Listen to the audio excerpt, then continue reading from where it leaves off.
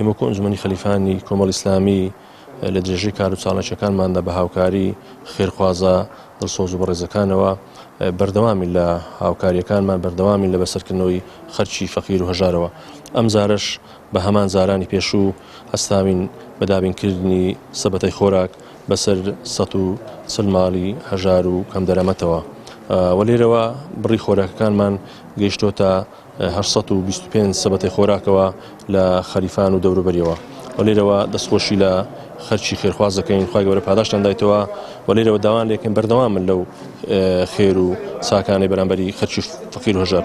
بەڕاستی ئەمە لێرەوە دووبارە سێبارە دەستخۆشیان لێکەین، ئەوان بووینە پردێکی بەهێز لە بین ئێمە و خەرچی فەقیر و هەژارەوە، لۆی بتوانین هاوکار بین، بتوانین پاڵپشتیان بین. لێرە دەستخۆشیان لێکەین، خوای گەورە پاداشتیان داتەوە.